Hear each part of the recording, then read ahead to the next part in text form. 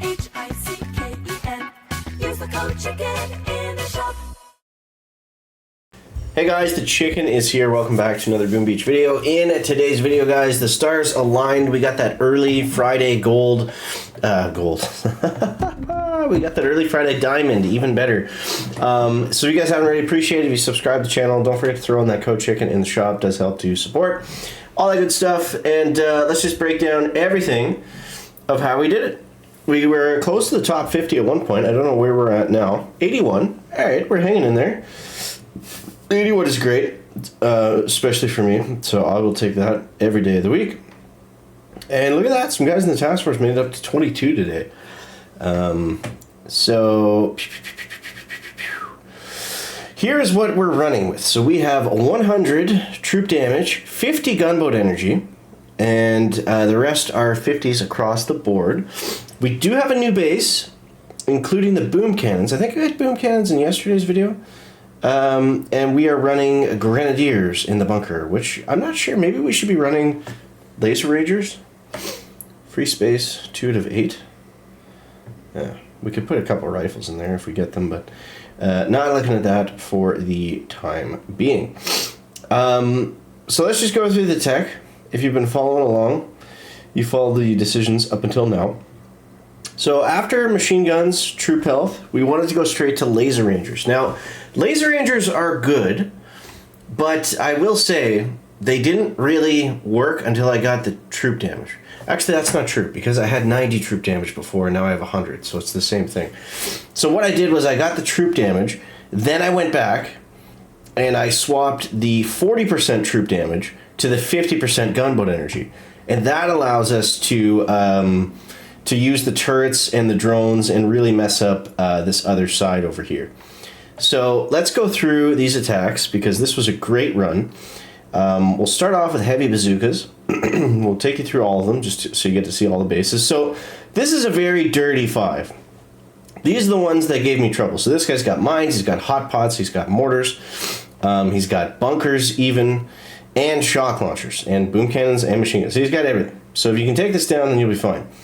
So what I was running was 3 warriors and 4 boats of laser rangers, 1 boat still containing Dr. Vitamin. Dr. Vitamin's still very crucial to this, really helps out. Now, he's not as important if you're going to run a lot of laser rangers, because they're they die really quickly, so they don't really take damage from anything. If they get hit, they just die. I think they die to 1 mine with troop health, I'm not sure. But he makes the warriors supercharged, so it's definitely worth it. So this is where the GBE comes in handy. So we can do 3 artillery right off the bat. Now, when we're looking at these sides over here, we're just trying to make them explosive droneable, right? The only reason that we're taking those cannons is because we also get the ER damage, and it lines us up nicely to put the explosive drones down without them running into random other buildings. All right, so these guys down here, the only purpose of clearing that stuff was just get some more GBE and then throw them down here. So for this side, for these guys, what are we concerned about? We want to throw a turret in the middle, and that keeps 2 things. It keeps the hot pot busy, and it keeps the shock launchers busy. Now, the warriors are primarily there just for the mines. That's really their sole purpose. So then you can see we got 2 explosive drones over here. I wasn't sure if there was 2 mines there or 1. 2 explosive drones and the smoke screen. So you can see right there, that did not end up working out. Okay, maybe this attack wasn't great. But yeah, you gotta watch the mines. You gotta watch the mines. But anyways, 2 drones with 100% troop damage with 1 smoke. That's all you need for those engine rooms. Now, I forget what happened, but okay, so we got that one. We got that engine. Now, I don't know what I have left for this one. We actually have 3 drones and a smoke. This is where the GB comes in really handy, guys. You get a little screw up like that, you're still in the game. You're still absolutely in the game. So then we go here and boom. And I think we got like a 254 or something like that. So not the cleanest hit, but making it work. So all of the 5 ERs that didn't have mines, that didn't have a lot of defense, super, super easy. Once we got, I don't even know, troop damage or something, troop health, and the laser rangers. So same thing, you can see the 3 artillery going down south. We actually had to use 4 because the boom cannons are a little bit healthier than everything else. And you can see these guys down here, they're totally fine. We don't even have to worry about them. Just set them and forget them. We're really just focused on the other side with the explosive drones, the smoke. And you can see two smokes right there, or sorry, two drones right there is going to take care of that engine. There's nothing in the way that's going to touch them. And boom. Two drones, all you need. Good night. And then we do the same thing over on this engine. And the only reason I'm waiting is just to make sure I got enough GBE for everything, because the drones do get expensive, the third and fourth ones. And then all the extra GBE is just going to go to artillery, which we didn't even need. So that was a perfect hit for that base. We can't really go any faster than that. That was against Mr. Capone. And then I don't know what this was. Let's check it out. Okay, so this is another somewhat heavy defensive base, but he didn't have mines. Okay, so we're going to do the same thing here. We'll put it at 2-speed. So again, looking back down here, just got to get rid of that cannon. That's going to be clean and easy for those drones to get in. These guys, I didn't bother throwing the turret down, which almost cost us. Because you can see the lasers took quite a bit of damage. And we got no Dr. Vitamins left. So we needed one artillery down there. And then I threw the turret there just to distract a little bit, because we only had a handful of lasers left, and hopefully get a little bit of extra chip and dip damage on that engine room. That was ESAN? Yeah. Okay, so this was another... this is... I don't know. Would I call this defensive? He's got mines and shock launchers, doesn't have bunkers or boom cannons, so... Bit of an in-between kind of base. So this one you can see, I just take out that shock launcher.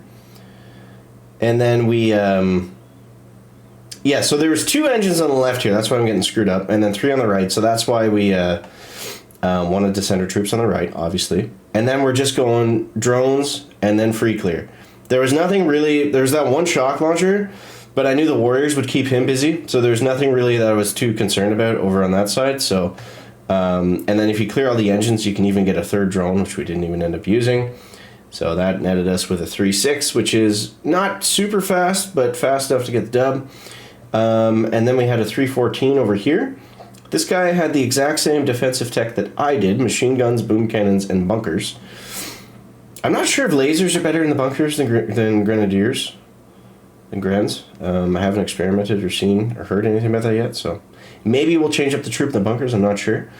But these are pretty standard. With the laser rangers, these hits are a lot easier. Sometimes you had to worry about the Warriors dying to like a random Gren bunker, but it doesn't seem to bother the laser rangers too much, so lots of GB to finish that one out in really good time.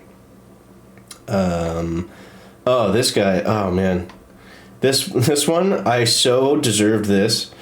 I know it's not cool to see like lucky wins, but I had so many heartbreaking attacks this season, guys. I'm almost 400 attacks plus this season.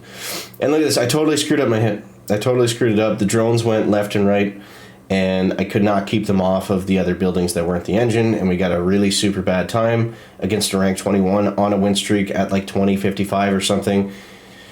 But he disconnects, and we get the 17-star win. That put us on a boss fight to 20 to Diamond, and we matched this guy. This one was interesting. This was a rank 22. I saw that, and I was like, oh man, we were at 20-66 on a win streak. I was like, I just needed a normal matchup, and we could have made Diamond.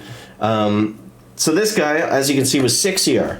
So 6 CR, I had no idea. This is the first one I've seen all season, you know, including in chats or whatever.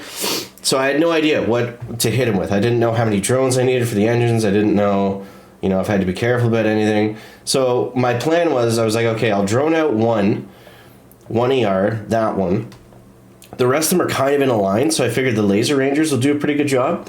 Now, I should have gone with more laser rangers in hindsight, because everything was literally in a line. But I was kind of nervous that I was going to screw something up, so I was like, okay, I'll keep some warriors just to keep us moving safely, get some protection for the laser rangers, whatever. And then I get over here, and I didn't leave enough troops down on this side.